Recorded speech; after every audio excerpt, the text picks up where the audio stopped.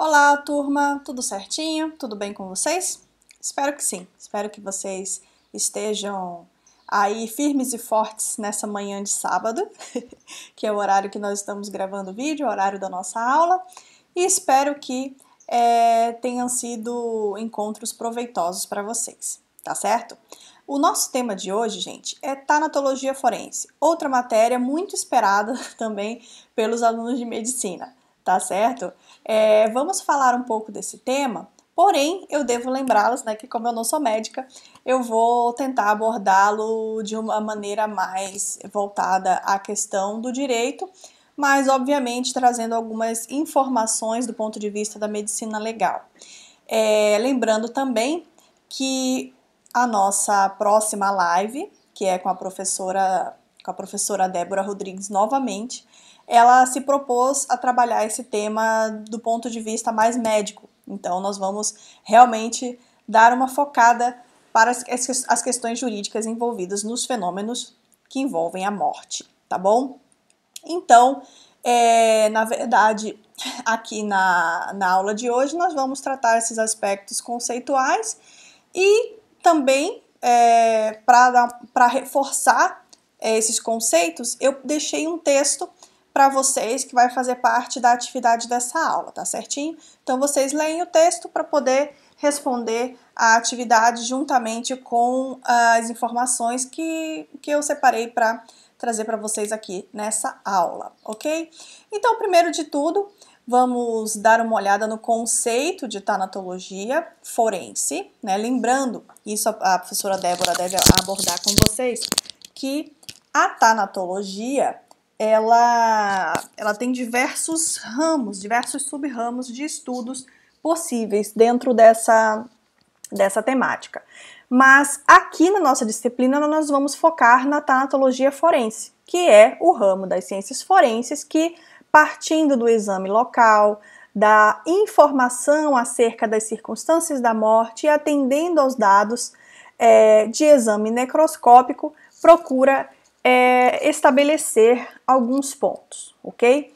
Os principais deles são a identificação do cadáver, quando ela não estiver de maneira fácil de se determinar, o mecanismo da morte, né, o que foi que causou aquela morte também, o mecanismo, a causa, o diagnóstico diferencial médico-legal nos casos em que houver alguma dúvida se aquela morte foi causada por acidente, por suicídio, homicídio ou morte de causa natural, tá bom? Então, gente, o primeiro de tudo que vocês precisam ter em consideração é que existem diversos tipos de morte, ok? Esses tipos de morte, vocês vão observar que nós temos, então, as mortes de causa natural, morte súbita, morte violenta, morte fetal, morte materna, morte catastrófica e morte presumida. Essas fotos, essa foto que eu separei aqui para vocês, né? Não é para deixá-los com vontade, mas para mostrar um pouco do que foi a nossa visita ao IMOL, né, um instituto de Medicina e Odontologia Legal. Essa sala é a sala da tanatologia, certo? Então, chega algum cadáver, né, descoberto algum cadáver, sempre relacionado às mortes violentas, eles vão para cá, certo? Então, uma das coisas que se explicam lá na visita do IMOL é justamente que tipo de morte é atendida pelo IMOL, tá? Então, as mortes de causa natural, se não houver alguma dúvida quanto a essa causa, elas não vão para o IMOL, né? Então, digamos a pessoa, né, vinha enfrentando um câncer, uma doença, e estava hospitalizada e a morte decorreu dessa doença. Então, obviamente, não há motivo para levar esse corpo, né, esse cadáver, para algum tipo de exame no IMOL, tá? Então, isso não vai, o IMOL não atende esse tipo de circunstância. O que o IMOL atende? as mortes consideradas violentas ou aquelas em que há dúvida, né? Se foi violenta, se foi natural, o que foi. Então aí vai para lá. Esse lugar que vocês estão observando na foto, né, é justamente onde são acomodados os cadáveres para o exame de necrópsia, ok? Então, espero que passado esse momento a gente tenha oportunidade de algum jeito de fazer essa visita, né? Então, porque é bastante interessante. Então, vocês vão observar onde é que são acomodados os cadáveres, depois do exame de necrópsia, né, se não houver um encaminhamento para aquele cadáver, eles são então colocados em câmara fria, então tudo isso dá para ver lá. Né? Infelizmente, por essa circunstância, não vai ser possível. Mas voltando aqui, gente, nessa parte mais teórica, nós temos então o que é a morte natural. É aquela que resulta de alteração orgânica, né, perturbação funcional, provocada por agentes naturais, inclusive os patogênicos. Né? Então a doença, infelizmente, ela é algo natural. Né? Ela não é assim um resultado de uma força externa no mais das vezes. Né? Então ela resulta, a morte natural, ela resulta dessa alteração orgânica, né, inclusive patogênica, sem a interveniência de fatores mecânicos na sua produção. Por sua vez, a morte súbita é aquela morte imprevista, né, que pode ser natural também. Né, ela pode ser de causa natural. Sobrevém instantaneamente e sem causa aparente, atingindo pessoas em aparente estado de saúde. Então é aquela morte em que a pessoa tá bem aqui hoje, né? Aí você vai para casa e à noite você sabe que aquela pessoa morreu no meio da tarde, né? Teve um mal súbito e veio a falecer. Nós temos as mortes violentas, né, que são aquelas que têm como causa determinante a ação abrupta e intensa ou continuada e persistente de um agente biológico, físico ou químico sobre o organismo. Né? Então, homicídio, suicídio ou acidente, independente aí, do meio utilizado para causar essa morte, que pode ser biológico, físico ou químico. Okay? Nós temos também a morte fetal, que é aquela morte a morte do produto da concepção antes da expulsão ou da extração completa do corpo da mãe, independente da duração da gravidez. Então é a morte do feto, né?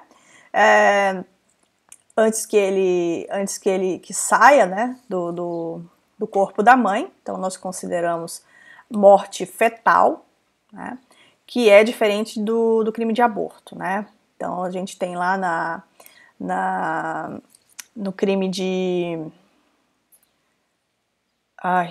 homicídio, há uma diferenciação. Então, para ser considerado aborto ou para ser considerado homicídio, no caso. Então, depende de ter começado o trabalho de parto. Se começou o trabalho de parto, aí já não se está falando em crime de aborto, tá?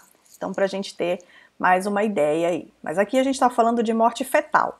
Morte fetal é diferente, né? E aí a gente tem que fazer essa diferenciação conforme o feto está dentro do corpo da mãe. Saiu, então ele não é mais feto, daí é outro tipo de morte.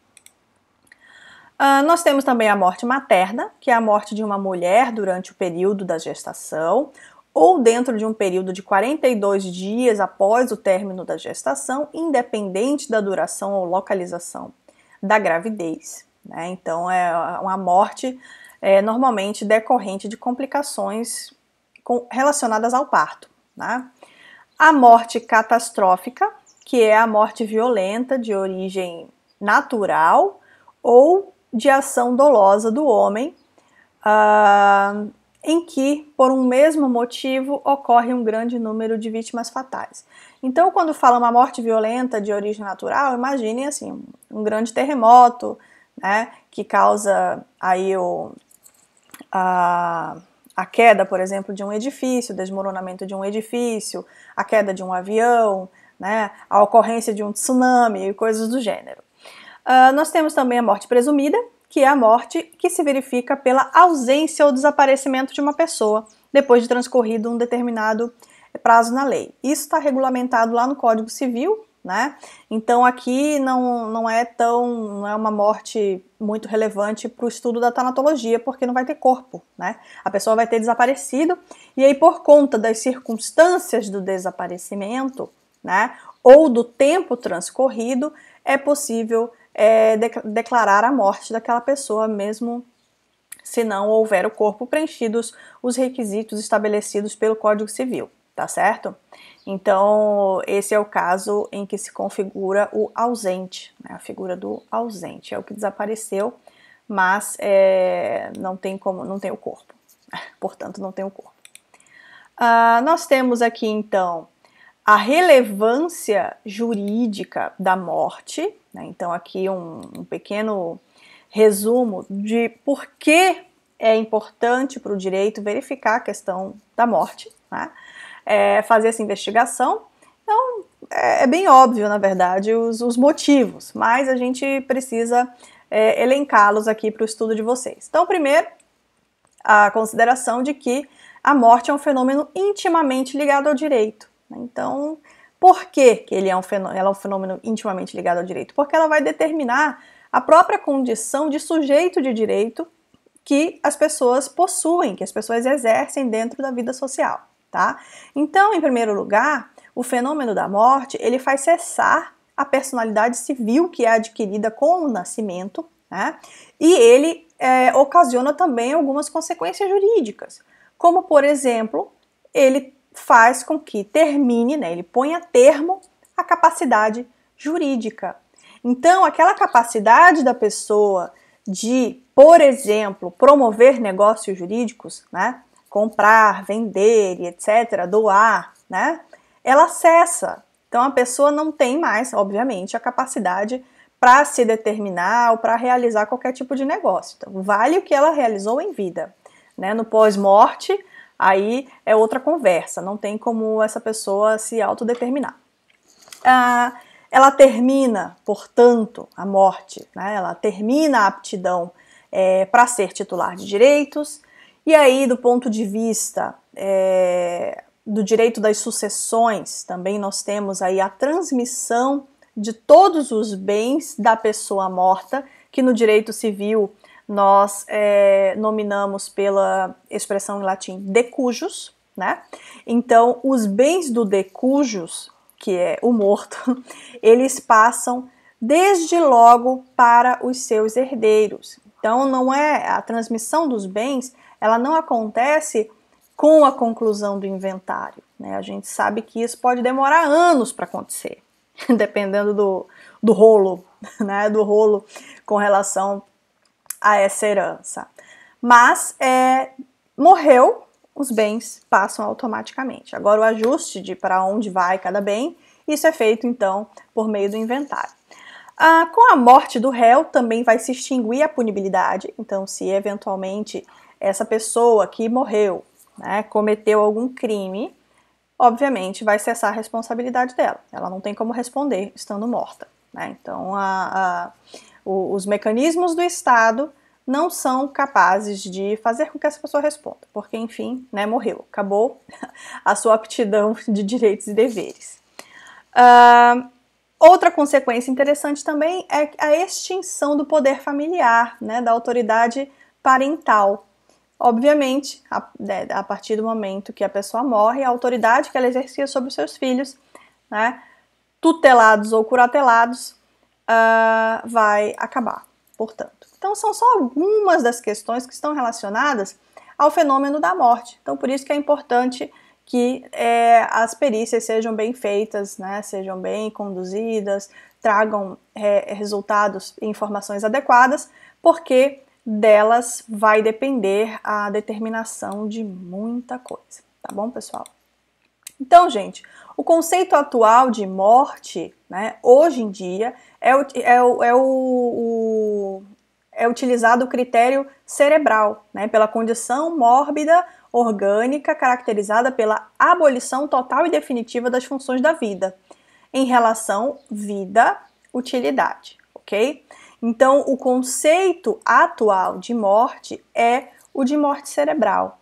E isso é bastante interessante do ponto de vista do direito, até mesmo para determinar, e isso tem ajudado a gente a determinar o início da vida também, né? Porque se a vida termina quando o cérebro para, né, ele cessa as suas funções, Quando que começa a vida? É quando a gente tem, quando começa a atividade cerebral? Bom, isso é outra discussão, uma discussão bastante interessante que é aprofundada lá na disciplina de biodireito. Então, se vocês tiverem a possibilidade de fazer essa disciplina, eu recomendo, tá? Porque também tem temas muito interessantes. Além disso, vocês vão fazer a leitura desse texto do José Maria Marley Pareta, que ele traz, é um texto antiguinho, esses antiguinhos clássicos aí da medicina, que trazem alguns aspectos interessantes do ponto de vista do direito, no que se refere à morte, ok? Então vocês vão ler e isso vai ajudá-los a responder a nossa atividade do dia, certo? Morte e documentos médico-legais. Né? Então, do que vai resultar um exame necroscópico? Vai resultar, do ponto de vista médico-legal, num documento chamado atestado de óbito. Né? Então, o atestado de óbito ele tem por finalidade certificar a existência da morte, registrar a sua causa, quer do ponto de vista médico, quer de eventuais aplicações jurídicas, para permitir o diagnóstico da causa jurídica do óbito, seja no homicídio, no suicídio, no acidente ou na morte natural. Então, gente, o atestado de óbito ele vai reduzir a termo, ele vai documentar o porquê daquela pessoa morreu, quando ela morreu, né? Então é muito importante estabelecer, por exemplo, a data aproximada da morte, quando não se tem certeza, né? Porque isso vai determinar uma série de questões jurídicas, inclusive questões de direito sucessório, ok? Então é bastante importante fazer essa verificação e colocar isso, pontuar isso de maneira correta lá no atestado de óbito, certo? E aí nós temos aqui uma outra parte da tanatologia, a professora Débora vai explicar para vocês isso na nossa próxima live melhor, mas basicamente a tanatologia forense ela vai estudar o diagnóstico da constatação da morte e para isso ela vai utilizar a análise dos chamados fenômenos cadavéricos. Então essa é uma parte bastante importante da disciplina também. São temas que constam bastante de concursos públicos, né, para quem tem interesse na área. Então, saber o que acontece com o corpo humano após o advento da morte, ok? Então, nós temos aí, primeiramente, a classificação desses fenômenos em dois tipos. Então, primeiro, os abióticos, avitais, ou vitais negativos, e os fenômenos cadavéricos transformativos, ok? Lembrando que eu vou deixar o aprofundamento disso para a doutora Débora, que é médica, que ela vai explicar para vocês numa linguagem até mais adequada do que eu posso fazer aqui, né? Enquanto pessoa que tem formação jurídica. Mas vamos lá, gente. Os fenômenos abióticos imediatos, ok? Então, eles vão corresponder àqueles fenômenos que caracterizam a morte clínica, né? E que sugerem a morte, mas que eles não têm um valor, assim, absoluto, ok? Então, digamos que esses fenômenos abióticos são aqueles fenômenos que denotam ausência de vida, porém, eles não são, assim, tão determinantes. Eles precisam de um suporte, de um cabedal de elementos maior, ok? Então, o primeiro deles é a perda da consciência, segundo, a perda da sensibilidade, a perda, ou na verdade, a perda da mobilidade, né? A imobilidade e a perda de tônus muscular, ausência de respiração e ausência de circulação, tá? Então, digamos que você encontre uma pessoa caída no chão, né? Essa pessoa não tem pulso, essa pessoa não respira, essa pessoa não apresenta nenhum tônus, nenhuma mobilidade dos seus músculos, ela não sente, né? Então você vai lá, dá um cutuquinho, faz alguma coisa, né? Tenta dar um tapinha no rosto da pessoa para ver se ela acorda e não tem resposta e ela não tem consciência, né? Ela não fala com você, ela não interage de forma alguma. Então você tem ali a apresentação dos fenômenos abióticos imediatos. Então, a pessoa morre, ela vai apresentar essas características. Porém, o conjunto dessas características não são suficientes para você atestar a morte de uma pessoa, né? Então, é preciso verificar outras questões para se determinar exatamente a morte. E aí os médicos vão fazer isso com muito mais propriedade, ok? E aí nós temos, então, os abióticos consecutivos, né? Que eles vão decorrer desses primeiros fenômenos. Então, por conta da ausência de circulação, por exemplo, da ausência dos ciclos naturais, dos ciclos normais do corpo daquela pessoa, vão se instalar alguns fenômenos cadavéricos que colaboram para a verificação da certeza da morte, tá? Além de servirem de indicadores para o tempo decorrido desde a mesma.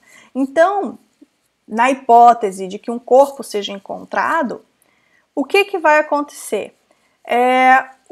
O médico perito ele vai analisar esses sinais, esses fenômenos abióticos consecutivos, e eles vão auxiliar a determinar quanto tempo faz que aquela pessoa veio a óbito, ok?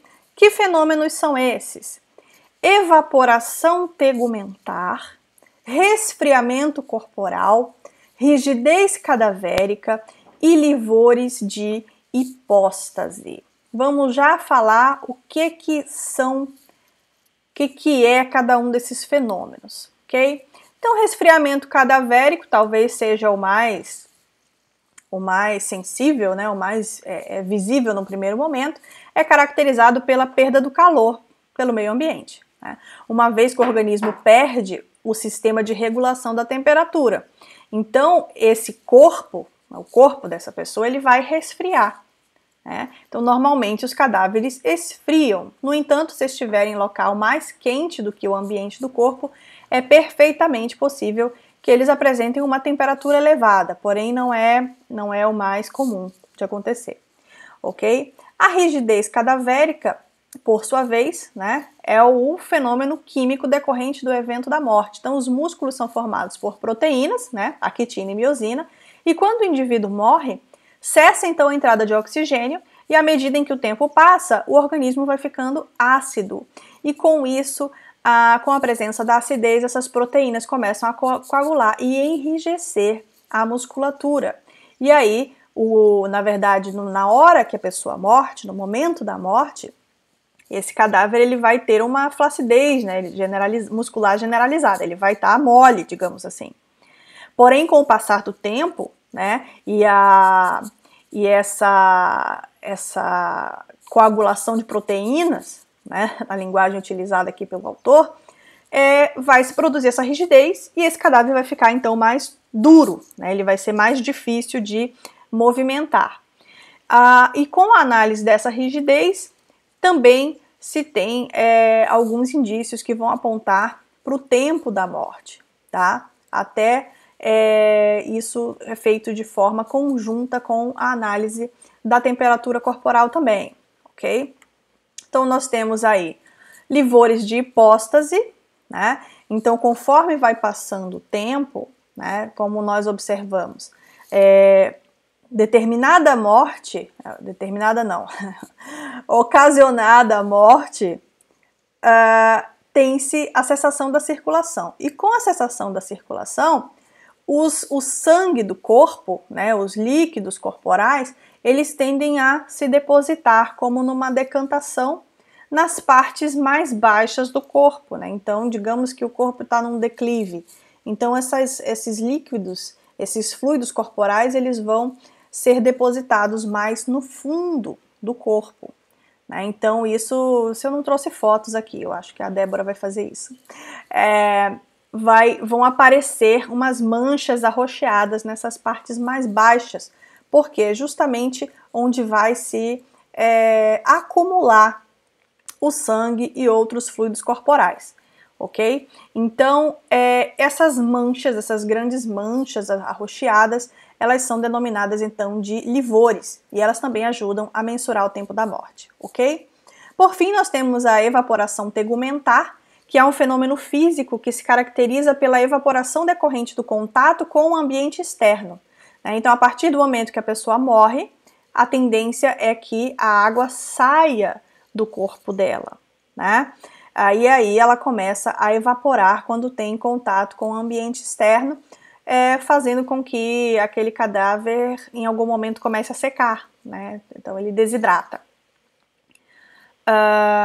E aí tem uma observação do autor, né? Conforme mais gordura, conforme maior a quantidade de gordura presente no corpo, isso dificulta ou facilita a saída de água do organismo, tá bom? Então é um outro fenômeno cadavérico interessante que ajuda também a determinar o tempo da morte.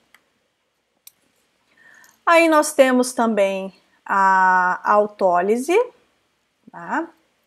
A autólise, então, caracterizada por uma série de... na verdade, aqui já começam os fenômenos destrutivos, né, que são os fenômenos que vão levar o cadáver de volta à terra, digamos assim, né? Então, ele vai decompor por conta da ação desses fenômenos destrutivos. Então, a autólise caracteriza-se por uma série de fenômenos fermentativos anaeróbicos que ocorrem no interior das células dos indivíduos após a sua morte, né? Ocorre independente da ação de outros micro-organismos. É o primeiro dos fenômenos cadavéricos. Então, as células elas vão começar a se decompor através desse processo de autólise. Aí nós temos também o fenômeno da putrefação. Deixa eu virar isso aqui um pouquinho. Minha tela, gente. Que consiste na decomposição fermentativa dos tecidos pela ação de diversos seres microscópicos, em seguida da autólise. Então, a autólise é a decomposição da própria célula, né? E a putrefação é, digamos assim, a autólise é de dentro para fora, né? E a putrefação é a mesma decomposição, porém por seres, com a ajuda de seres microscópicos, né? De fora para dentro. Então, primeiro nós temos a autólise e em seguida a putrefação. O abdômen é onde se inicia esse processo, né? Então, um dos sinais, na verdade, dos fenômenos destrutivos mais visíveis é a característica de uma mancha verde bem no abdômen, ok? Porque a partir daquela mancha vai se, então, digamos, começar a decompor mesmo aqueles tecidos. E, inclusive, foi bastante interessante uma das visitas que nós fizemos ao IMOL. A agente que nos atendeu, ela comentou, assim, sempre comenta, às vezes chegam corpos ali que já estão num estado bastante avançado de decomposição e tem que tomar bastante cuidado, porque começa esse processo no abdômen, essa mancha verde, né? Então, existe aquele fenômeno inicial, né, que o corpo fica inchado por conta da fermentação de gases, né? E às vezes eles chegam até a explodir. Então ela comenta, né, que tem que tomar bastante cuidado, inclusive já aconteceu com ela, né, situações em que ela estava auxiliando ali e na hora de abrir o cadáver foi aquele boom, né, muito nada bem-vindo naquele momento. Então isso acontece porque o fenômeno cadavérico, ele dá conta de inchar essa pessoa a partir do abdômen. Okay?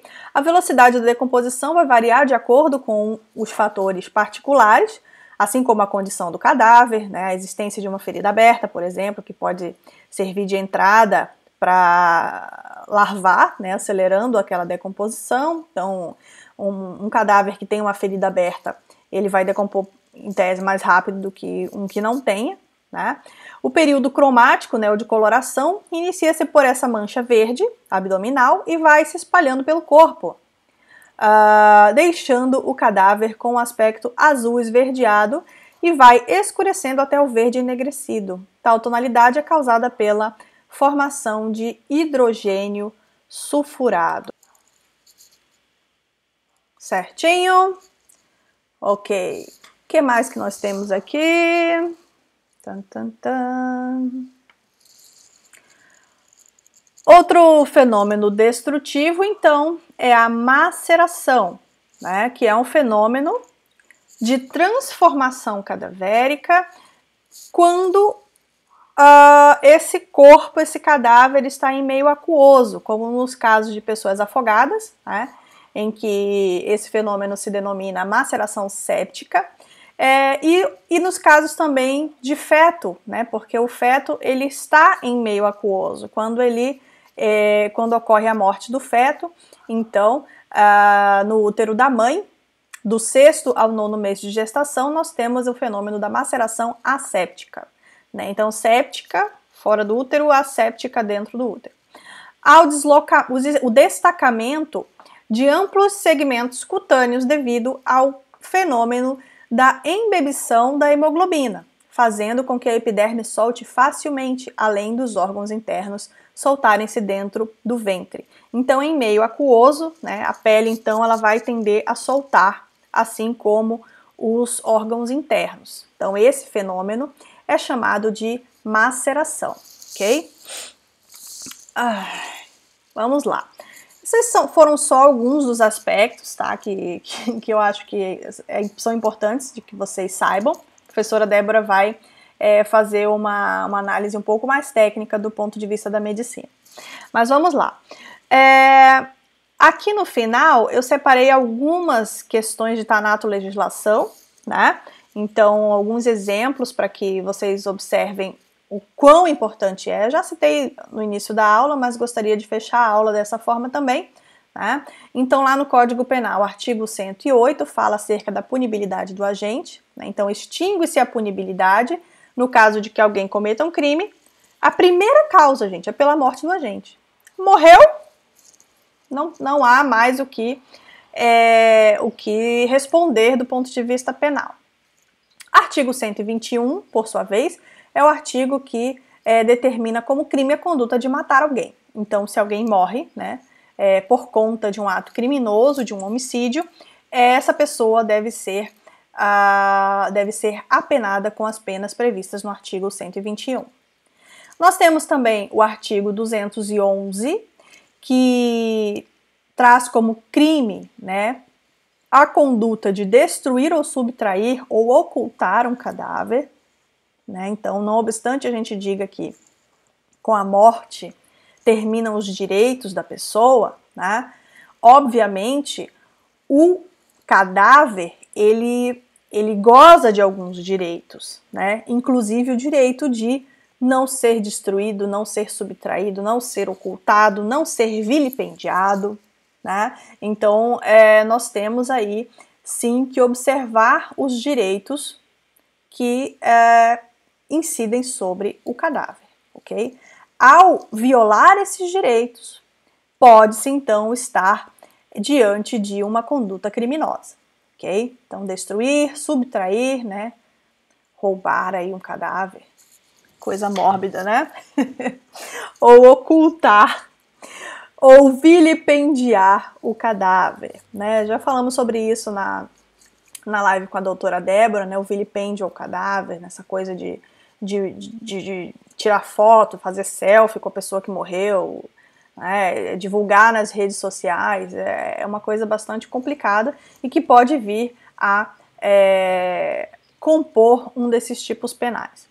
E o Código de Processo Penal também, artigo 162, determina que a autópsia será feita pelo menos 6 horas depois do óbito, né? Na verdade, existem vários tipos de necrópsia e vocês vão observar, eu acredito que a professora Débora vai também abordar esse tema, para que a gente consiga fazer uma diferenciação melhor e verificar também as outras regras contidas no Código de Processo Penal, tá bom? Porque nem sempre os exames serão feitos ou serão, né, efetivamente realizados nesse período de 6 horas, tá?